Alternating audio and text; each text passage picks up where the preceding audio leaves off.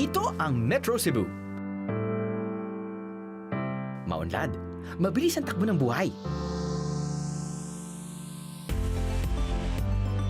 Ayon sa kasaysayan, dito unang bininyagan ang mga Pilipino upang maging Kristiyano. Dito rin nagsimula ang pagiging kolonya ng Pilipinas sa ilalim ng Espanya. Pero sa pagitan ng malalim na kasaysayan at mabilis at modernong kaunlaran, ano-ano nga ba ang mga bagay na nagbibigay sa Cebu ng kanyang namumukod-tanging Cebuano flavor? Silipin. Here, also known as the oldest street in the Philippines, I feel so young. also me. Yeah. Damhin. You know, sa Carbon, you meet very friendly people. Hi. Hey! Can I lick? Yeah, true! See? Friendly people. At tikman natin ang kasaysayan sa pamamagitan ng iba't ibang flavors of Cebu. Hindi naman siya masama kainin eh. Keto. Sabi nila keto. Fat. Huwag lang rice. Isang masarap na pagsilip sa kasaysayan ang naghihintay sa inyo ngayong gabi mga biyahero. Sama kayo sa biyahe ko? Para sa mga first-timers sa Cebu, pinakamainam mamasyal ng maagang maaga o sa hapon kung kailan hindi pa tirik ang araw o hindi pa ganong maraming sasakyan. May ilang pang masarap na almusalan sa iba't ibang eskinita ng downtown Cebu. Hanapin lamang ang mga kalderang mausok. Siguradong merong pagkain na patok. Ito yung Tabo sa Banay. Pinakalumang food strip or food street dito sa Cebu. Ito, maliit na version ito ng mga ginabot. Parang nandito na lahat. May mga larang din dito paminsan, lansiaw.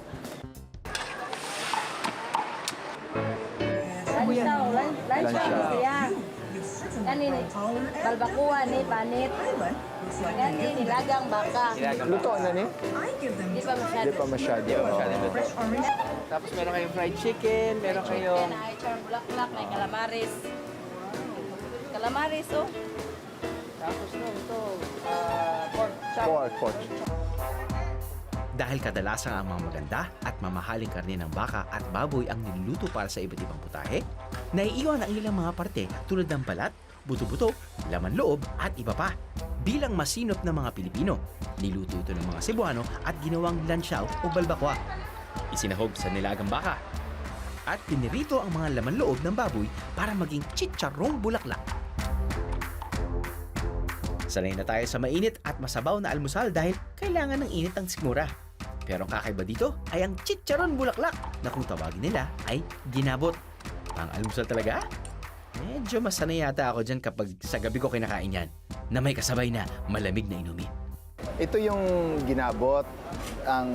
Kung sa Tagalog, ang tawag dito, chicharong bulaklak. Okay. Kasi it looks like petar flowers. Pinapakuluan, nililinis, pinapakuluan, tapos i-deep fry sa talagang mantika na kumukulo. Tapos magka-crunchy na yan. With vinegar, soy sauce, at saka ito. Kalamansi, sibuyas.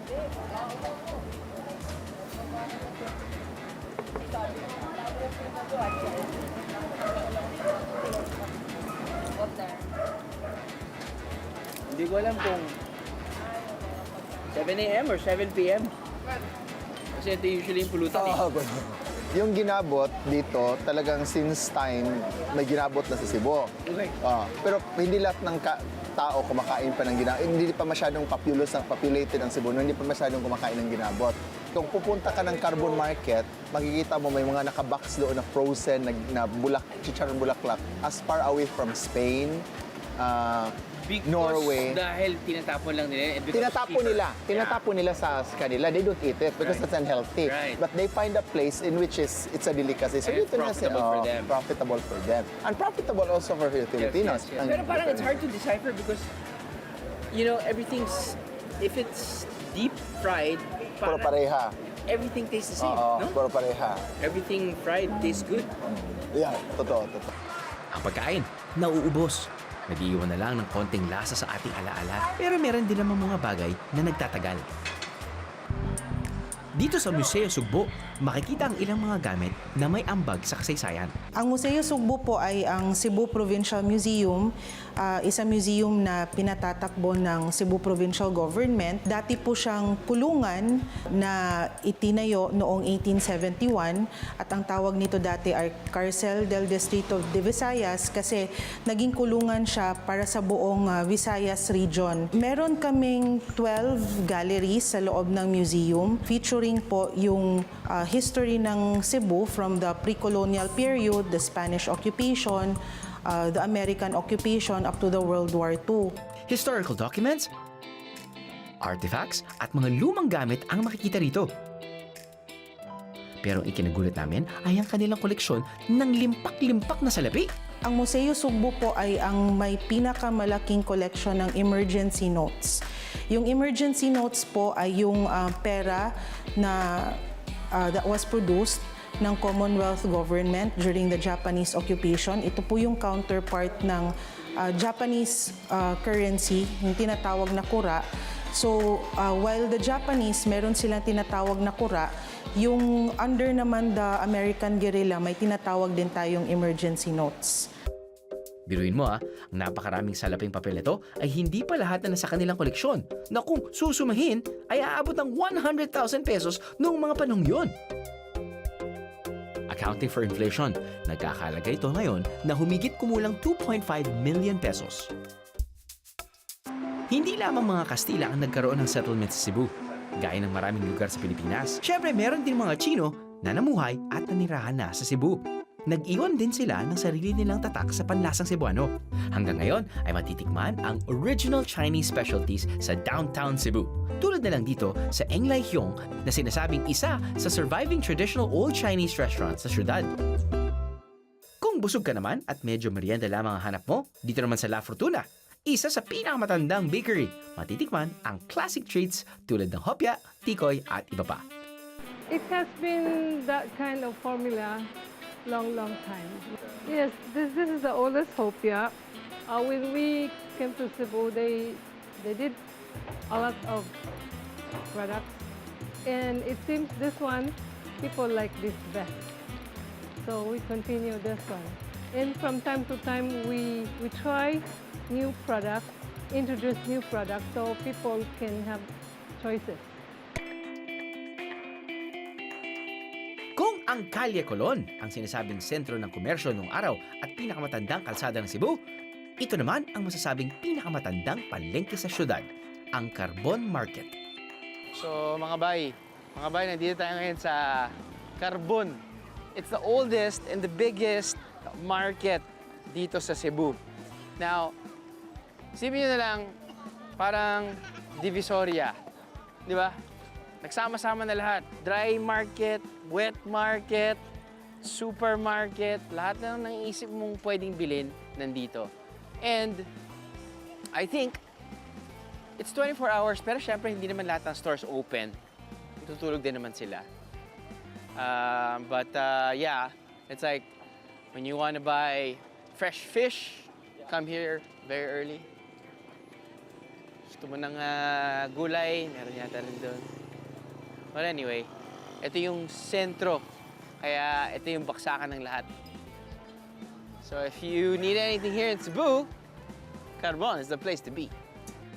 Pinangalanan itong Carbon Market dahil malapit dito noon ang imbakan ng coal o uling na ginagamit sa mga tren noon. You know, sa Carbon, you meet very friendly people. Hi! Hey! Can I lick? Yeah, it's true! See? Friendly people.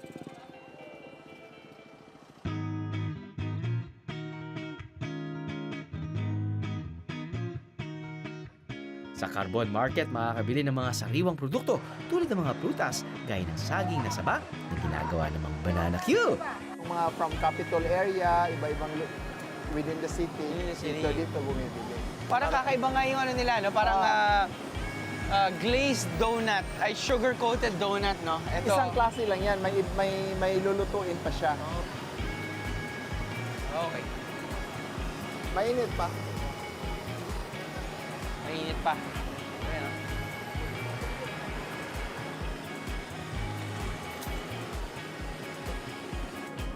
Tig-isa nilang nilalagay, kinukot ng harina, tapos to dini-deep fry, tapos to nilalagay nila ng sukal.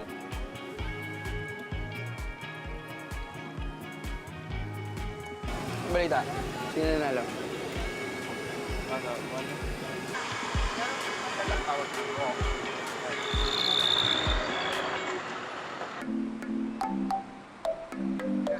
Pero para sa mga first-timers sa Cebu, hindi banana Q ang pampasulubong nyo. Ito ay ang nag-iisang OTAP. Light and crunchy, sweet and tasty OTAP. O ha? Ang classic OTAP na nakasanayan ng karamihan, merong upgrade. Ito ang tinatawag nilang hojaldres. Kung first time mo sa Cebu, it's either OTAP ang pampasulubong mo o kaya danggit. Yun ang mga classic. Pero meron pang ibang papasulubong items na pwedeng iuwi mula sa Cebu. Malapit sa simbahan ng Santo Niño de Cebu, may ilang mga street stall na nagtitinda ng iba't ibang kung ano-ano. Bagsakan to ng mga chicharon. Chicharon, pa iba-iba. Bibingka. Mandawi, ma'am, no? Mandawi. Okay. So parang ano na rin, kapag pupunta dito, Chicharon sa karka. so, kumbaga okay pumunta dito yung mga turista dahil parang one-stop shop. One-stop Different, shop na.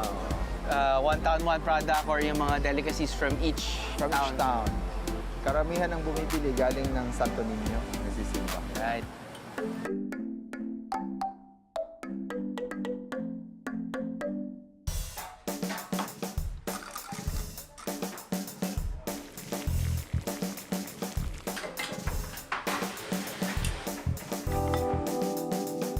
Tikman ang sutokil, short for sugba o inihaw, tuwa o sinabawan, at kilaw o niluto sa suka. Yung sutokil, sugba, tula, tsaka kilaw. Pero pag umorder kayo, kakain dito, pipili muna dito sa vendors, tapos ipapaluto namin ng 15 to 20 minutes lang. Ito, parrot fish, pang sutokil siya, bestseller siya dito. Pwede siya isigang or tinula. Saka itong gilid, gawing inihaw.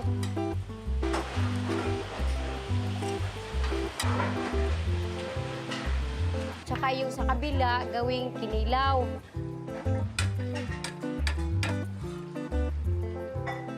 Sa isang isda, 3 luto na siya. Talakito, masarap to pang ihaw or fried. Ito, tangigi, masarap din to pang sutokil, sisling, kinilaw, tsaka tinula or sigang. Maya-maya, pwede rin itong pang sweet and sour, with soy sauce, or sigang. Mga biyero, alam mo, minsan lang naman ako nag-i-introduce ng mga tao habang kumakain ako. Usually, kinakausap ko lang kayo or kinakausap ko siya. Seldom na kinakausap ko yung kinakausap ko at the same time kinakausap ko kayo. Ngayon, gusto ko lang sabihin na si Kuya Wenchi, parati naming magiting na driver kapag pupunta kami sa Cebu. So anywhere we go sa Cebu, kahit na Cebu City, Mandaue, or kahit saan man sa Cebu, si Kuya Wenchi kasama namin ilang years na. That's why si Kuya Wenchi ang very credible point person pagdating sa mga pagkain. Yes. Tama, Kuya Wenchi? Kuya Wenchi, meron kang magandang pinoint out kanina kasi feature natin ngayon sa Sutokil ay yung parrot fish. Ito naman ay... And then is, Lapu-lapu. dati lapu-lapu, pero ang gusto ng mayor ng Mactan, huwag ng lapu-lapu, pugapu ang Bisaya dito. Dahil nga lapu-lapu, usually. Lapu-lapu, lapu-lapu is the hero of Mactan. Right. The parrot fish is usually used for grilling because yan ang palaging ginagamit sa inuman. Madali lang lutuin. And then not much expensive than the Lapu-lapu. the pugapu. Pugapu pala. Yeah. Tara, kain na tayo. Kuya Wenchi. Ang Mana Restaurant, ito talaga ang pinakamatanda dito sa lahat ng Na restaurant. restaurant. Ako, naalala ko before eh. First time ko palang mag-feature sa Cebu. Dito na kagad ako pinunta dahil alam ko. Ano sila eh. Masarap yan sa usually sumsuman. Sa Suman? Sumsuman. Anong sumsuman? Sumsuman is yung nag-inom, yan ang sa Bisaya, sumsuman. Pulutan. Pulutan. Sarap.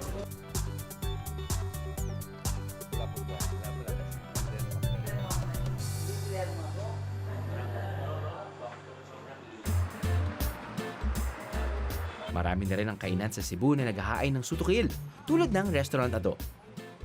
Ang specialty nila, inihaw.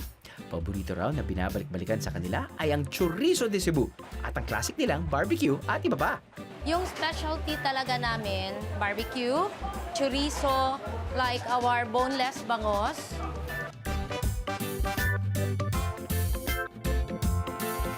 Kaya bumabalik dito yung mga tao kasi masarap na, tapos yung price reasonable, at saka very good ambience. Pero ang pumukaw sa aming atensyon na ito, ang mini roast chicken skewers. Hindi joke lang. Ito ay inihaw na pugo. Kasi seasonal yung quail. Pag maraming quails, we can do it fried and ihaw. Masarap pareho.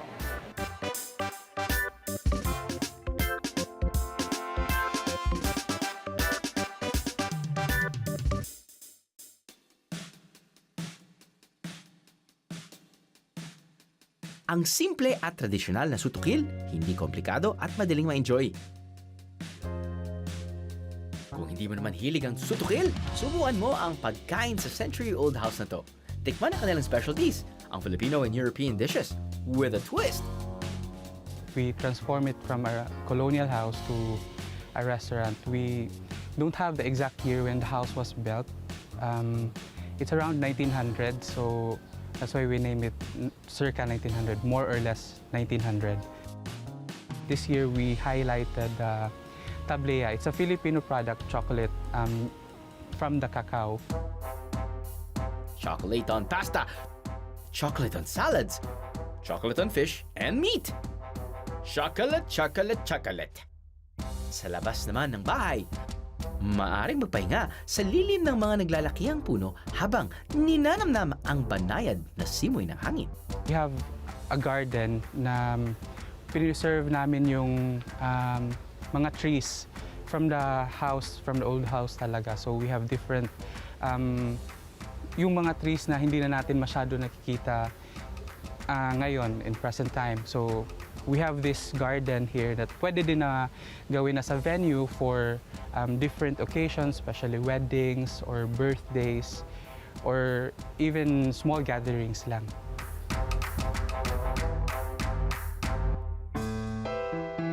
For a more sophisticated food fare, try the selection at our hotel for the night.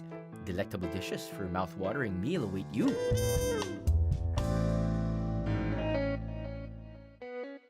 Matapos ang buong araw ng pamamasyal at pagkain, oras na para magpahinga. Mainam na ang aming napiling hotel ay hindi masyadong malayo sa sentro ng Cebu City.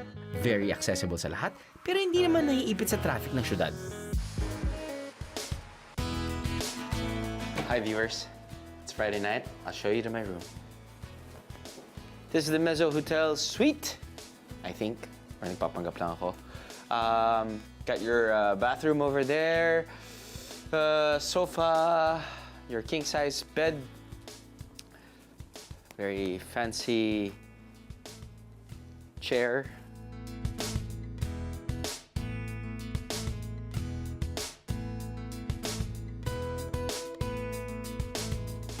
Flat screen TV. Nasa 8th floor tayo, so kahit paano medyo we have a nice view of Cebu. Yeah, nice cityscape. Meron dito ang mga tao! Ay, wala na. Kasi alis yung mga producers. But restroom, para makita nyo lang. Yep, one of those modern hotels. Clean. Ha? Nice. Maliwalas. Malamang malakas ang tubig.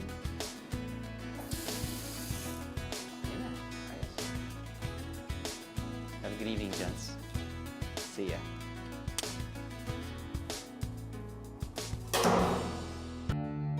Matatagpuan ang probinsya ng Cebu na halos nasa gitna ng mapa ng Pilipinas. Napalilibutan ito ng iba pang mga malalaking isla. Marahil dahil dito, naging magandang daungan ng mga malalaking barko ang isla dahil sa pagkakaroon nito ng mistulang natural protective barrier sa palibot. Bago pa man dumating ang mga mananakop na Kastila, ang mga isla ng Pilipinas ay may masigla ng pakikipagkalakalan sa iba't ibang kultura. Sa pakikipagkalakalan nito, hindi lamang mga kasangkapan o produkto ang binabarter, pati syempre mga kagawian at pagkain, tulad na lamang ng simpleng puso.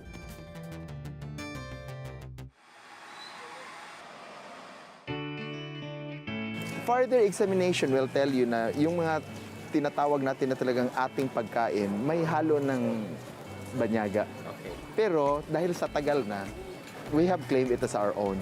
So authentic na Cebuano. Yung puso, may... Hindi galing sa atin talaga Hindi yun. talaga galing. Yung Malaysian at mga Thailand na nag-trade na sa atin, pre-colonial period, sila yung nagdala ng how to make the puso here in Cebu. Kasi yung Cebu yung unang port na pinuntahan nila. Nag-iisang nakasanayan ng paraan ng paghahanda o presentasyon ng sinaing na kanin ng puso, lalo na sa Cebu at sa iba pang karatig isla nito. May libro ako na nabasa na they are telling this na 8 design yung puso. Actually, ang title ng book, if may time pa kayo mag-research, Hikay. It's authored by a Cebuano. 8 design yung puso. Yung ginagawa lang dito, 2. Kasi pang commercial, pang mabilisan. Yung iba complicated kasi yung pag-wave. Art form na. Or maybe it got lost as time goes by.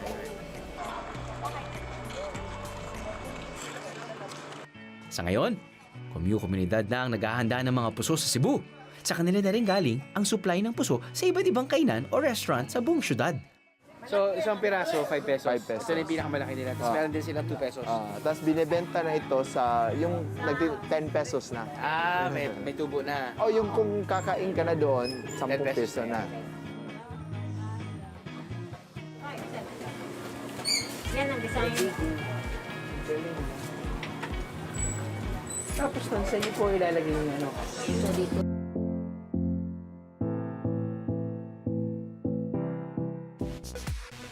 Tulad ko, nasanayan ko na ito maglagay ng rice dito. Isang ganyan ko lang. Pero pag bago pa lang ninyo, ginaganyan ko nyo. Buka ko ha. Isang ganyan. Okay na yan? Konti pa. Kunti Lagay mo na pa. lang.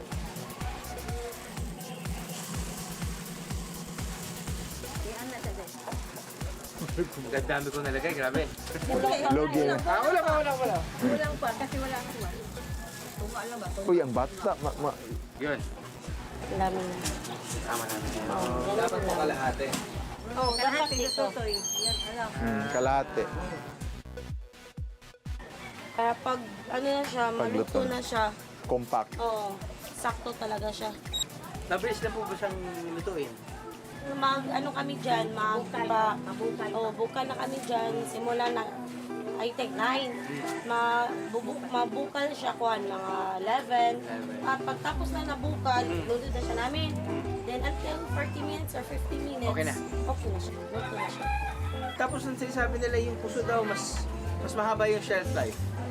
Mas tumatagal. Oo. Bakit po ba? Dahil po Nakabalot na siya. Nakabalot? Oo, niya. Tapos ganang tama ang pagluto niya. Nagluto kami nito. Ayun, mapapanis pa siya bukas ng umaga. Ganyan.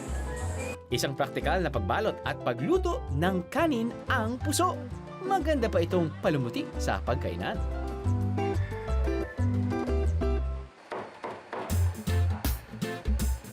Sinasabing bago pa dumating ang mga Kastila, ay mahilig na ang mga Pilipino mula sa iba't ibang isla sa lechon. Pero rito sa Cebu, talagang sumikat ang lechon. At kapag sinabing Cebu lechon, katumbas nito ay ang malutong na balat at malinamnam na laman. Sa amin po, sa probinsya po namin, usually po ang lechon namin is may mga basic na ingredients lang po tulad ng spring onion, bawang, mga ganun lang po, saka tanglad or lemongrass. Another way of cooking na lechon na po siya kasi wala siyang MSG, tapos yung balat niya walang toyo. Ang ginagawa po namin, binubudburan po namin siya ng tubig ng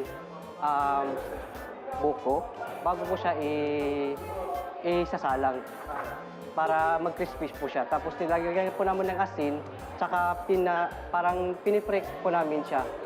Yung balat po para lumabas yung parang crispy na parang chicharon na balat pagka-luto ng lechon po.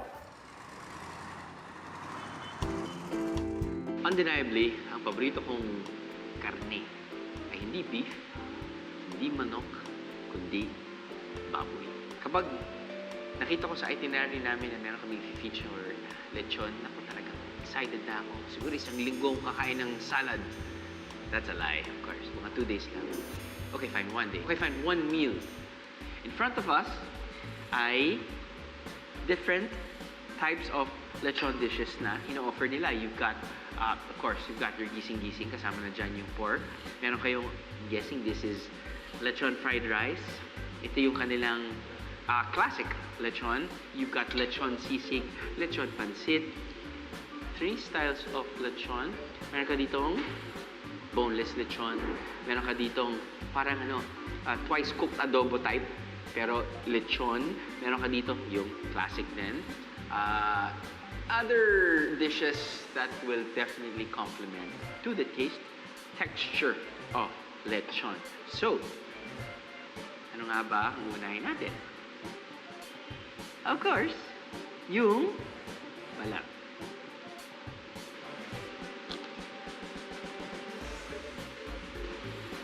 Hindi naman siya masama kainin eh. Keto, sabi nila keto, fat, meat, wag lang rice. But anyway, alright. Sisig lechon.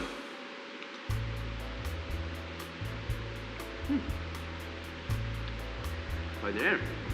Boneless.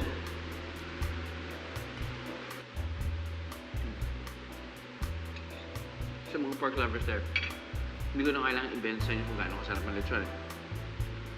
Pero sa mga vegetarian, pescatarian, mga vegan, the reason why I love pork so much is because iba yung lasa niya eh. Lalo na kapag kukunin mo yung ribs dahil nandun lahat ng herbs and spices dun sila nag-base in. And then you just eat it with the skin, which is so crunchy and so oily. Kahit kapag nagluluto kami ng lechon kawali ng Friday, hindi namin naubos. Ilalagay ko lang sa oven ng Sunday, kala mo bagong luto pa. Dahil sobra siyang moist pa rin dahil sa kanyang taba.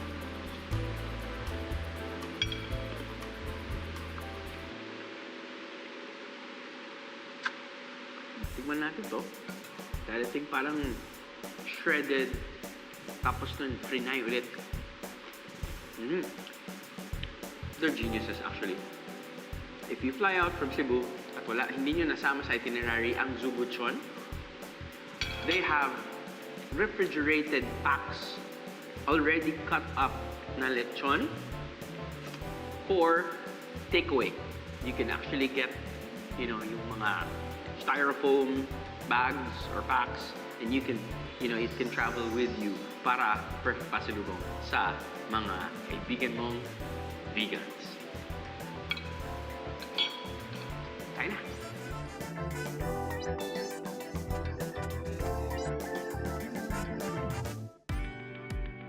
Sa Cebu, unang dumaw ang mga mananakop na Kastila.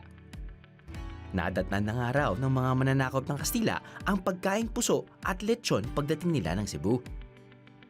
Ang mahaba at napakahalagang kasaysayan na ito ng Cebu at ng buong Pilipinas ay makikita sa isang malaking monumento, ang Cebu Heritage Monument.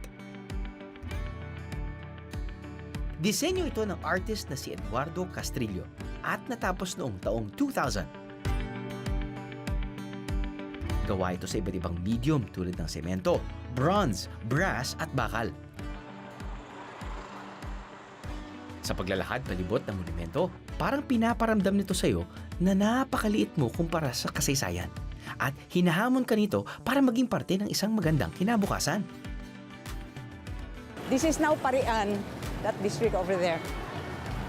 Very old ito when the galleon trade was still flourishing in Cebu in the late 1500s. The Chinese came over for the business and they settled in Parian. And that is why most of the wealthy families, Chinese families, built their homes here. And we call them the Sanglias, the mestizo Chinese, Filipino, yes. Patatagpuan ang monumento sa Parian District. kung saan nagsisimula ang sinasabing pinakalumang kalye na may pangalan sa Pilipinas, ang Kalye Colon. Here, also known as the oldest street in the Philippines, etc. Oh, this is the oldest street in the Yeah. Philippines. Was built by the Spaniards in 1565. I feel so young. I'm happy about that because also me. Yeah. Also me. Yeah. Ipinangalan ito ni Miguel Lopez de Legazpi sa Italianong manlalayag na si Christopher Columbus. Ito raw ang naging sentro ng komersyo noong araw. Pero pagdaan ng panahon ay unti-unting lumipat ang pag-unlad mula rito papunta sa loob ng syudad o sa downtown Cebu.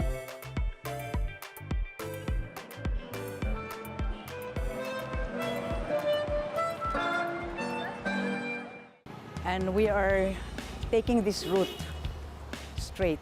It's not very near, but it's walkable. Right. Huh? Are you game? It's good walk. Okay. Here. Halos magkakalapit lamang ang iba pang mga historical sites sa Cebu City at pwede mo itong lakarin kung medyo enjoy ka sa paglalakad.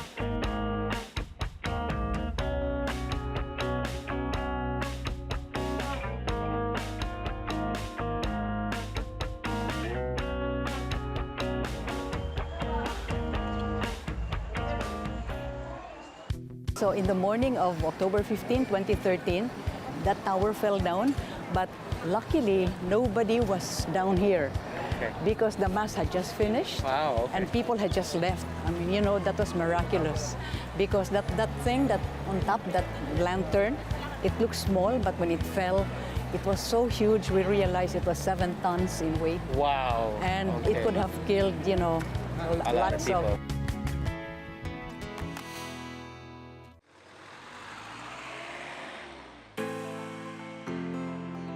So, Drew, we're just crossing the very historic Plaza Independencia.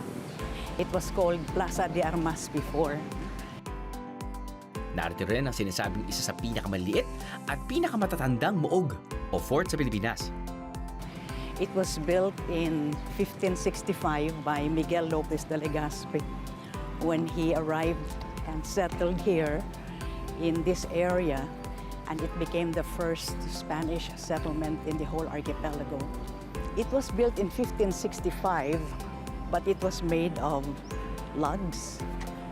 Eventually, in the 1700s, maybe 1730s, they built the fort out of coral stone. Ang Fort San Pedro ay isang military structure na nagpoprotekta sa sulok na ito ng isla ng Cebu laban sa mga pirata o iba pang mananakop. Welcome to Fort San Pedro, the headquarters of the Spanish colonial government from 1565 to 1898. Fort San Pedro is the smallest and oldest fortress in the Philippines. Magandang maglakad-lakad sa paligid at mag-picture-picture. Isa itong munting time machine kung saan makikita at mahahawakan mo ang kasaysayan. So, I think running time namin sa aming Cebu City tour ay 2 hours now. A few things that you might want to consider, no? It would be best siguro to start the tour kapag maaga para hindi masyadong tirik yung araw. Kami kasi galing kami sa Manila eh. At dumating kami ng mga 8:30 na. So anyway, we started like 2 hours ago, which is 9:30. Medyo tirik na yung araw and everything. If you're adventurous, if you're the walkable type of tourist and you are curious about the history of Cebu, sure, why not? Lalo na kapag kasama niyo po ang isang magaling na tour guide / architect who loves her job. Kita-kita naman yan eh. She's very energetic. But yeah, I think for these tours, you can do it a few hours. You can do it half a day. Yeah, you can do it the whole day. It's really up to you. Alam mo, pupunta ako sa Cebu. Kumakain ako ng lechon, kumakain ako ng danggit, alam ko yung gitara, pero parang interesado ngayon akong makita at malaman kung anong pinanggalingan ng Cebu. So, this might be the tour for you. Ang muog o fort ay itinayo para depensahan ang baybayin laban sa mga kaaway. Pwede rin dumaong sa mga pantalan. Ito ang Pasil Fishport. Isa sa pinakabuhay na bagsakan ng isda sa Cebu. Kung sa loob ng mga naglalakihang fort, simbahan at magagarang bahay ng mayayaman noon sa Cebu ang makikita, sa mga palengking katulad nito matatagpuan kadalasan ang mga ordinaryong mamamayan.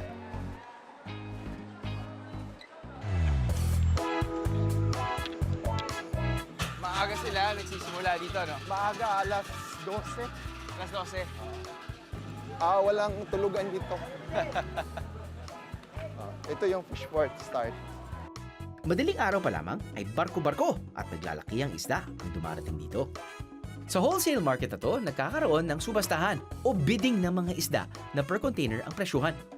Nakabanyera yan kasi may bumibili niyan yung parang naka-auction na ba? Oh, Price okay. magkano. Yung talagang authentic na tangigi. Because of the taste? Because of the texture? taste and the texture. So yung parang zebra or Zebra tiger side. pattern Oo. niya mas pronounced At saka hindi siya malapad, kagaya nito. Tawan. Kapag nabili na rito, ay dinadala naman sa retail o tingian na pwesto kung saan makabibili na ang mga tao ng per kilo. Normally, what time of the day do you buy? Alas 3 ng madaling araw. Alas 3 din talaga. Yung sign na fresh pa yung shrimps is that slippery siya. Tapos pag balat mo, talagang dumidikit yung balat, mahirap balatan. Kasi pag medyo Naka-usli na konti. na yun, hindi na yun fresh. At saka pag makita mo yung wax na talagang visible na, Yeah. tapos medyo bali na yung leeg, that's no longer fresh. Pero dito talagang ubos yung shrimps niya. At saka hindi to, iba yung klase ng shrimps niya kasi pag niluluto mo, hindi nagre-reduce. Talagang firm. Okay. Dahil sa madaling araw pa lamang ay nagsisimula ng magtrabaho ang mga taga rito, kinakailangan nila ng pampainit na kanilang sikmura. Ang main ingredient ng kanilang mainit na sabaw, ang mura at marami sa paligid. Siyempre isda, ito ang larang. Yung larang, sir, yan ang number 1 dito sa Cebu.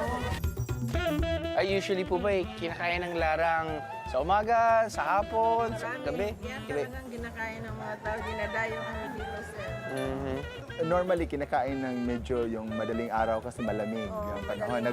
Kasi medyo mainit at saka medyo maanghang. Ano yung mga parts ng isda na niluluto niyo po? Barakuda, sir, yung rumpi. Rumpi, Barakuda, okay. Swordfish. Tapos yung cuttlefish, tagutungan. Yun lang ang niluluto. Malalaki.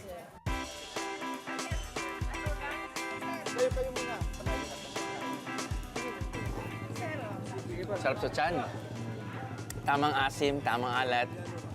Yun, oh.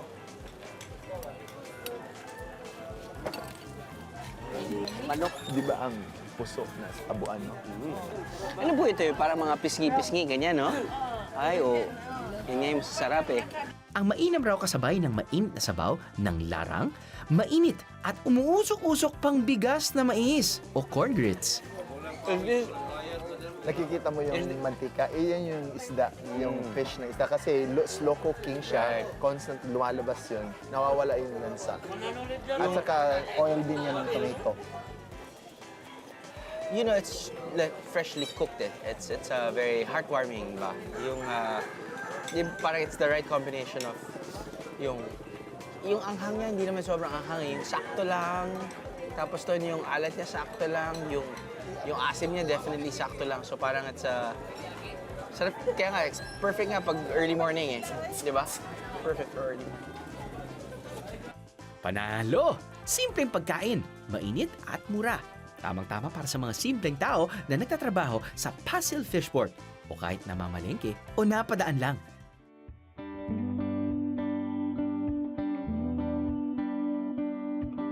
Ang mahaba at makulay na kasaysayan ng Cebu, masasalamin sa natatangin nitong mga pagkain. Matitikman ang bakas ng kasaysayan sa mga putahing naging bahagi na ng ating buong Cebu experience. Talaga namang hindi makukumpleto ang isang biyahe kung hindi malalasahan ang mga lokal na lutuin. Mahilig sila sa mga pagkain na may simpleng sangkap pero hindi tinitipid sa sarap. Dito mo raw makikilala ng husto ang pagkatao ng mga Cebuano. Iba-iba ang lasa, samot-saring storya.